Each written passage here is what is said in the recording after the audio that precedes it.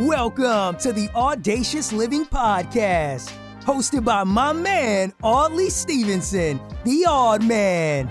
He'll unpack wisdom and insights from a cross-section of top-quality performers in business, media, sports, entertainment, and lifestyle to uncover key elements to help you live your best audacious life ever.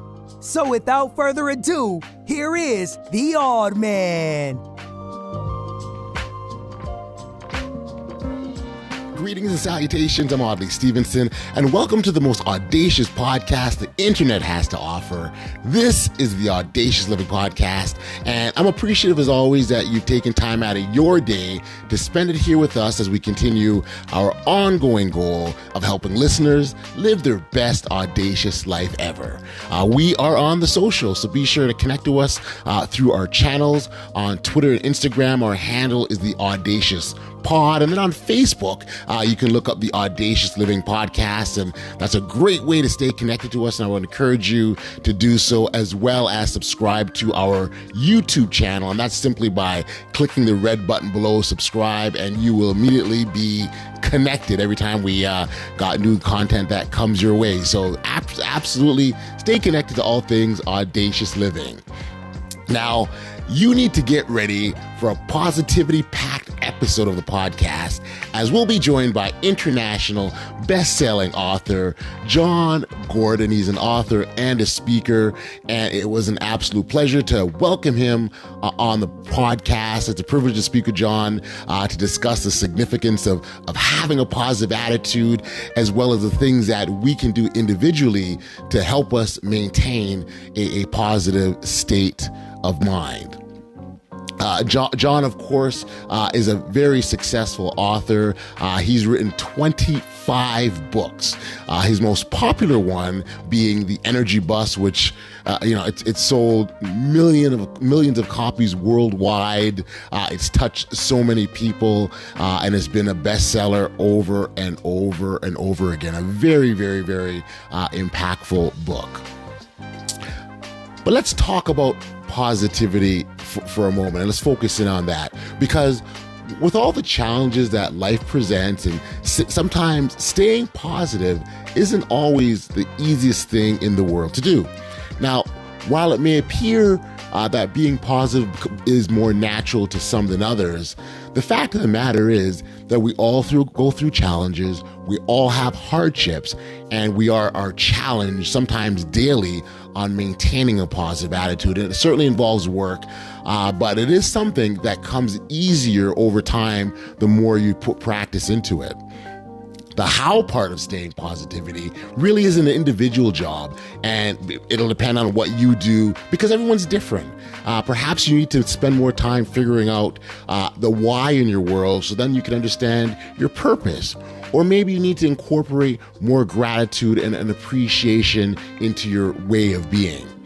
Whatever it is, it's something that happens on the inside of you and works its way outwards. Jon and I dive into all this and so much more, and that really, really makes for a great chat. So without any further ado, here's my conversation with Jon Gordon. Enjoy. Oh, there we go. I thought my video wasn't even on. I was gonna say, well, you know what happens? So every call, online, Zoom, Teams, whatever, it all starts off with, "Can you hear me? Is my?" So go through that process. So then you say, "Hold on, my dog's in quiet. My dog's down." And yeah, so totally true. This world that we're in, this new world that we're in, I guess. I know. Hopefully, not much longer. Yeah. Well, Jon. One of the things that I oftentimes wonder about is how much of this will be left behind when we move ahead. Remnants of what we're dealing with, that what might be the norm for us. I think part of it, it's gonna be a mixture of both, right? Yeah. So on the way. So listen, I appreciate you taking the time to do this. I know you don't have a whole lot of time.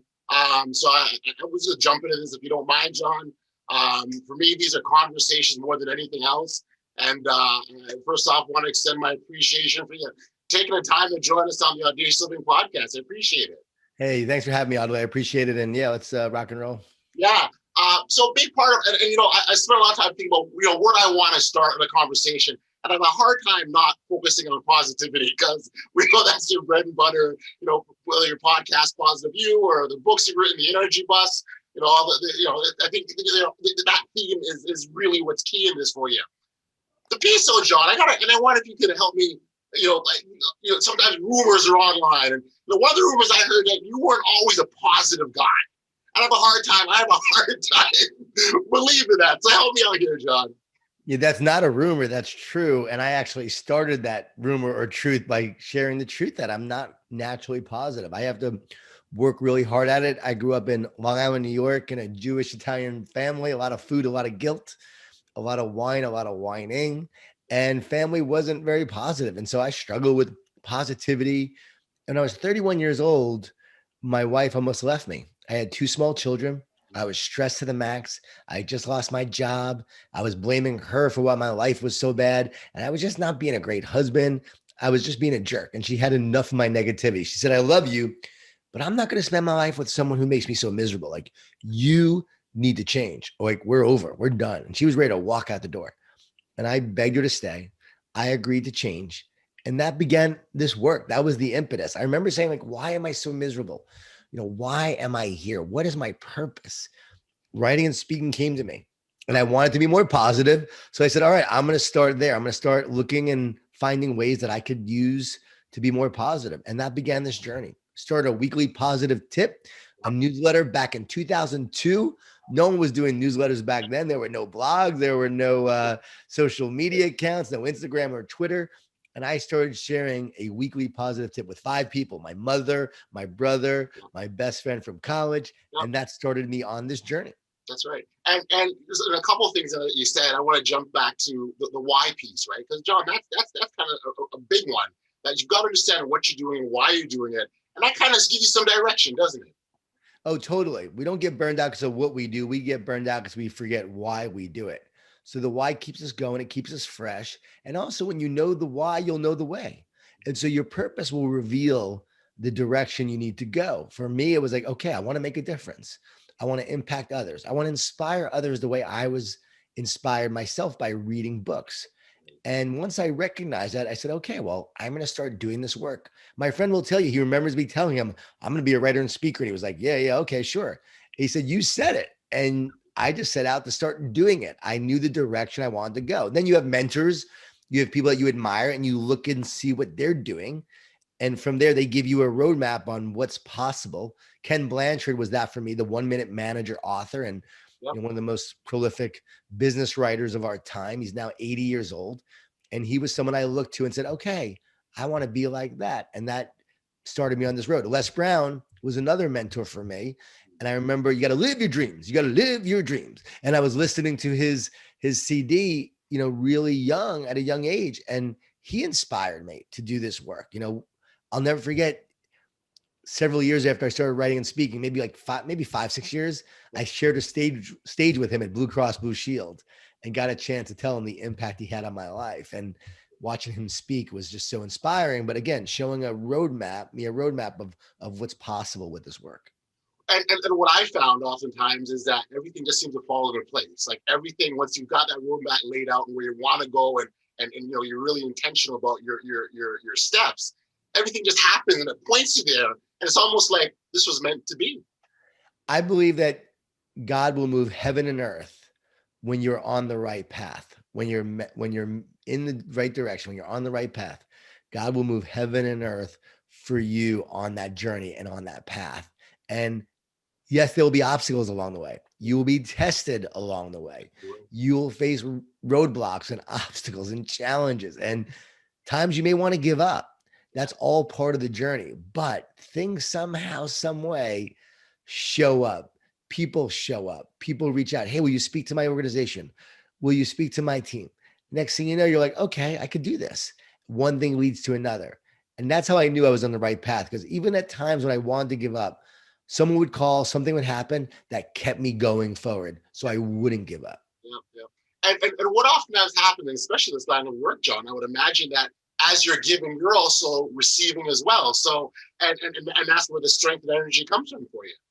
Yes, for me, it's about like I'm putting out a lot of positivity. I'm inspiring, I'm encouraging. My intention is to make a difference. And I find the more you put out there, it comes back to you like a boomerang. You invest in the root, and somehow, some way, it provides fruit in your life. Every time I'm focused on others and making a difference, it seems to come back to me in a positive way. I'm not focused on myself. I'm not thinking about that. And yet, the more I give, the more I seem to receive. You can't outgive God, right? When God gives you the purpose, the energy, and a plan to do this work, and you're out there doing it, it comes back to you because God gave it to you. You're putting it all out there, and yet you can't outgive God because somehow it comes back to you. And guess what? You're supposed to do with that. You're supposed to then give more away. So it comes back to you, and you keep giving more and more and more over time. I can look at how much I've given over the years in terms of nonprofit, charity, support. I give more and more every single year. The more I give, the more I seem to have to give away. And it's just incredible how that seems to happen. I also think gratitude is a big part of the equation to be successful, to have an abundant life, because when gratitude flows out of your heart, right? Abundance will flow into your life. And so this gratitude, this appreciation, when you appreciate, you elevate. You elevate your mood, you elevate your performance, you elevate the people around you. And the word gratitude comes from the Latin word gratis, which means free. And so when you're practicing gratitude, you free your mind and your heart from the circumstances of this world. You are free to allow joy to flow through as the sludge of negativity is released and gets basically put out of the way, and then joy flows through when you're in that kind of mode. So gratitude, appreciation are essential on this journey. Jon, you must have been, I don't know, my mental notes as I was getting ready for this. I mean, because gratitude, appreciation were two things I would definitely wanted to touch on. But I also wanted to tie it into your faith, because you're very intentional about God's presence in your life, and you very much acknowledge his presence and things that he does for you. That's not necessarily a norm for a lot of even speakers, if you will, but that's certainly a platform that you maintain. Yes, it's something that I'm honest about and I share, and I don't want to deny or feel like I have to hide it. I take a stand for God because I know that God has taken a stand for me. How can I deny the inspiration, the ideas, the encouragement, all the energy that flows through me? How can I deny the source of that? By denying that, I would actually be saying that this came from myself. And I know that I am not strong enough. I'm not wise enough. I'm not smart enough. Yet at the same time, when I'm speaking to a company or, a business or a school, it's not like I go out there and just share my faith, because I have to respect, that organization and where they are. And there's a time and place for everything. So I share principles, I share practices, I share ideas, but the essence of who I am, my faith and my spiritual nature, drives the work that I do and the difference I want to make. So my purpose is rooted in my faith in God and my trust and God's purpose and plan for me. Let's think about this for a second. One day we're going to die. Everything that I am will turn to dust. Isn't that wild? Everything that you are will turn to dust. We're here one day, poof, we turn to dust. My parents are both gone. I've seen this firsthand. It makes you really think about the nature of reality and the nature of life. What really matters most? Well, guess what? I am going to be gone one day. I will turn to dust. What matters most? Well, what matters most is what I share, the legacy I leave, the impact I have, and the purpose to which I am here, my soul, right? Your soul, right? So let's invest more in our soul, love, joy, kindness, peace. All of that is to our soul. And when we're nurturing our soul, life is a lot better. And so is the legacy we leave. Well, you kind of jump out of bed in the mornings and feel good about, the challenges that life may present. And you don't even necessarily see them or view them as challenges, Jon, because it's just like, okay, let me take this on and see where it goes. This is the journey of life. I mean, we go through life, we face trauma, we deal with trauma, we deal with painful events, we deal with situations beyond our control. People have dealt with the unimaginable in many ways. And when we are going through life, it is a journey of experiencing pain and and tribulations and challenges. And it's all about how we overcome them, or how we move through them, I should say. How do we move through them, through the storms, to ultimately find our way and then to make an impact? And so we're not positive because life is easy. We're positive because life is hard. This is not about ignoring reality. It's about maintaining optimism, belief, and faith in order to create a better reality. And so we feed ourselves each day in order to feed others, to take on these challenges. If you don't have it, you can't share it. If you're not feeding yourself, you're not going to be strong enough to take on the storms and challenges. So this is about the real stuff that allows us to overcome challenges, to move through pain, to move through adversity, to ultimately create success on the other side of it, to impact people's lives, to make a greater difference. And that's the journey of life, right? Go through the test and allow that test to become your testimony. Go through the mess and it becomes a message, right? Turn your pain into a greater purpose, ultimately to make a difference. That's the journey of life. And it certainly is a wonderful journey. You know, one of the things we talk a lot about on this podcast is the importance of being bold and audacious, and boldness and audaciousness and courageous, whatever word you want to use to insert that, all are important because we have to take that first step to achieve the things that you're talking about in terms of getting past it or getting through adversity and, you know, getting that greatness on the other side. Life is short. You don't want to live life with regrets. When you look back, what kind of life did you live? What kind of life did you lead? Were you scared? Did you allow circumstances to keep you from going for it? Did you allow fear to hold you back? The best thing you can do to overcome fear is to focus on love, because love casts out fear. And so you love the work that you do. You love your craft. You work on that. You love people. You love the opportunity to compete or to practice or to show up and do the work each day. And the more you focus on love, fear will dissipate. So step into life with love. And then love brings forth courage, right? When you love something, you will fight for it. You will go after it. You will be convicted. We know that a mom could lift a car when she sees her son under that car. That love drives the courage and the strength to do something extraordinary. And it's the love and the courage that moves us forward. So I don't think you can have courage without love. I think love drives us to be courageous. And the word encourage means to put courage into. And so when you're encouraging someone, you're putting courage into them.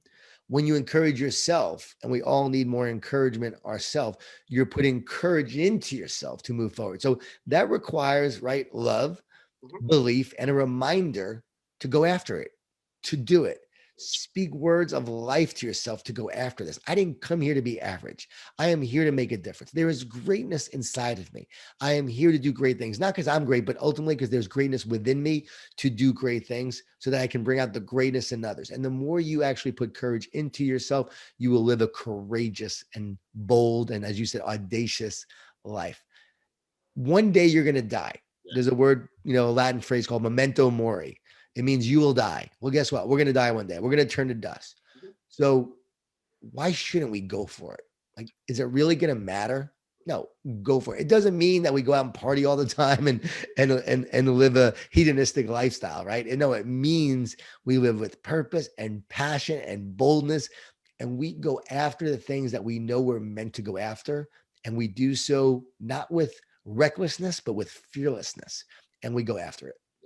And the piece I love about that is the fact that by us doing that, we can inspire others, because maybe there's some that's kind of thinking about, hey, I'm not sure, but hey, look, there's Jon or there's Audley, look what they've done. Maybe I can do it too. Yeah, Audley, I think one of the cool things about my life is that I think I'm so average in many ways. When people see me, they go, wow, if Jon could do it, I could do it. So I give people hope and inspiration to go after their dreams, because they're like, wow, if he could do it. I mean, when you look at Tony Robbins, you're like, okay, the guy's 6'8". He looks like he's a superhero from another planet. I can't be like him, but man, I see Jon crushing it. Well, if he could do it, man, I could do it. So I give people hope. I give them inspiration. However we can do it, right? They meet me, they're like, I'm 5'9", right? I'm not, I don't seem that special. People ask me all the time, do I have a do I have a ghostwriter? They don't even think I write my own books. They ask me so often. I say, no, I don't have a ghostwriter. I have a holy ghostwriter. And so the inspiration comes through me. I've written 25 books now, I think, that have sold 5 million copies, right? Am I anything special? No, I just show up. I do the work. I write what I'm supposed to write. I'm obedient. I get the vision, the purpose. I sit down each day. I write the book. And there's a lot to be said for consistency, showing up, being consistent. Over time, you build trust, you build relationship with people, you provide value, and then the value comes back to you. But again, nothing special. So guess what? You all could do it too. That's it. You talked about your writing, and the energy bus is something that has touched so many people, and you probably hear about it all the time in the feedback. Am I going close to being accurate, or what's that? Yeah, no, I appreciate that. Yeah, I hear from people all the time. The book came out in 2007. It's more popular today than it was then, which is wild for me. And so the book just continues to reach more and more people around the world. Several million copies it has sold. It's my most popular book by far. And yeah, I hear from people all the time. And I'm just thankful that I got to write that book. I was walking one day and honestly struggling, and had just decided to be a writer and speaker full time. I sold my restaurants that I had, and basically money was running out. And I'm thinking, what happens if this doesn't work? Will I go back and get a job? And all of a sudden, boom, the idea hit me. Gotcha. And I sat down in my home office and I started writing this book, and I wrote it in 3.5 weeks. Okay. Divine inspiration, rejected by over 30 publishers. That's big. Told to give up. Agent said give up. Crazy. Couldn't give up. Wow. Finally gets published. Bookstores wouldn't carry it. Go on a 28-city tour around the country, paid for it myself. Publisher wouldn't even pay for it. I wrapped up a vehicle like a bus and drove around the country in this bus, city to city, 5 people in one city, 10 people in another, 20 in another. The most people we had were 100 people in Des Moines, Iowa. They thought Jeff Gordon was coming, the race car driver. It's why they showed up. Got home, didn't know what the future held, but I knew that I just had to do this work. Yeah. And every day I would just show up and with my vision and mission, share the message in the energy bus. And 5 years later, hit the bestseller list, and then has never looked back. Every year it still hits the bestseller list a few times and makes a list because, people are still reading it, still sharing it. And I think, even about a month ago, hit the Wall Street Journal bestseller list for business books. And so it just continues to get out there. So yeah, I'm honored. I'm thankful. And that book changed my life. So I really love that it's still out there making a difference. Well, yeah. And you're probably changing lives of others too at the same time, which, that's where the big blessing comes in, John. Well, more importantly, that's the thing. Yeah, it's changed my life, but that book is read by so many people. And the best email that I get is, hey, I just read your book and it changed my life. And they're discovering it for the first time. Like they think it just came out, which I love. And they just love it. Or I got an email a few months ago, and this has happened several times, but hey, I was thinking about ending my life. Wow. And I read your book and I've decided to live, and I'm going to live with passion and energy and purpose. And I just can't thank you so much. Like I get an email every couple of days from someone who the book impacted their life. And at the end of the day, right, we're going to turn to dust. But at the end of the day, That's what matters most, is that you made a difference in someone's life. And I'm just thankful that book is touching people in a way that it changes their life. So when you talk about the legacy that you leave, you leave that behind, and it'll continue to touch. And you think about even an example, someone's thinking of ending their life, what they wouldn't accomplish, or what they ended up accomplishing because they held on, they found the passion and the courage to move forward. And that's just absolutely amazing. So I have a note right here. I have like notes that I keep that people will even send me, and now it just says, hey, the energy bus, changed my life. That's the top of the thing. And I keep it right there so that, it's a reminder of why I do what I do. Yeah. And that this is a purpose-driven approach. It's never about numbers or anything else. It's about purpose. Yeah. Amazing.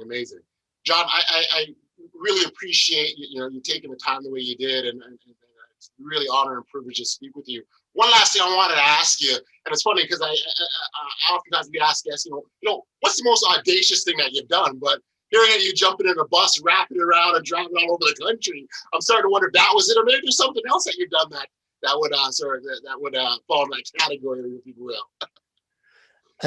That would definitely be one of them. I think one of the coolest things I've done is when I first started was to literally go into a NFL locker room and speak to the Jacksonville Jaguars. And literally you're walking in there. Well, it's the team meeting room, never spoken to a team before. And here I am now speaking to these NFL players. And I'm thinking like, what am I going to share that they need to hear? I was nervous. I was 35 years old. I had just started. The Energy Bus just came out. And I went and spoke to this team. And that was, again, in that moment, it was pretty bold. I don't know if that compares to going around the country and just getting in a car and driving around, but that's another thing that I've done. And I'm trying to think of what else I've done that's pretty audacious. Like what's crazy? I don't know. Like it's hard to, I jump in the ocean every single year. That's so crazy, but every year just to jump in to remind myself to live with fear. So it's freezing, it's cold, and I jump in. I take a leap of faith every year to remind myself, focus on what matters most. Don't let fear hold you back. Go after things with faith. And so marrying my wife is definitely a bold step too, and asking her to go out with me because, she rejected me a number of times when I asked her to go out, like a familiar story in my life, right? Energy Bus rejection. My wife rejects me. Finally got her to go out with me. So I would say that's pretty bold too. But yeah, I mean, I would say, just reaching out to some people like I have Matthew McConaughey during the pandemic. I reached out to someone who knew him and got him on my podcast. And that was something I thought, you know what, I'm going after Matthew McConaughey right now. This is the pandemic. He's got some time. This is before he was doing all these other podcasts. And yeah, I think I got him, going with, hey, I can, I work with this guy, John, I can do all these others, and got him to do a podcast. That was pretty bold to do that. Yeah, well, as a podcaster myself, I can understand the feelings around as you're typing that email and you're thinking about it. Do I press send? All those sorts of feelings. I can relate to that a little bit. Again, John, really, really appreciate this. This has been awesome chatting with you. Again, I've been looking forward to this a while. Thank you and your team for getting this together. And for our listeners, we know we got the Positive View podcast, but for our listeners, if you can direct them to where else they can learn more about you and the good stuff you got going on in your world. Thanks, Audley. They can go to jongordon.com, JON or Twitter, Instagram at JONGordon11, at JONGordon11. We got the Positive University podcast, and we share, weekly message with that. And then also I do a weekly positive tip each week, and I still do it since 2002 every week. And I still write it. And now we have a lot more subscribers than 5, right? But would love for people to meet me there and receive those tips each week. And listen, you got to start with your mom first, right? Get her on that list first, and then it'll grow from there. Exactly. And I love your picture behind you, Audley. That's a really cool picture. Got a lot of great positive energy with that picture. Well, thank you. I believe very much in having your own back, right? So it starts with me there. I love that. Hey, that guy's always encouraging you, right? He's always supporting you. That's right. You got it. Well, you need someone. So there we go. I love it. Thanks, John. Appreciate you taking the time. Hey, thank you. Keep up the amazing work.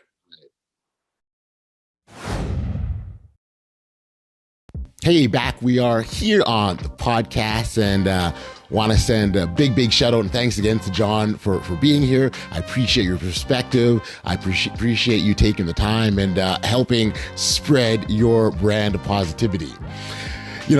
Jon left us much to think about, but if there's just one thing I take from our conversation, it would be this. There's this thing called the Boomerang Effect that's created when we focus our time, attention, and energy on giving to others.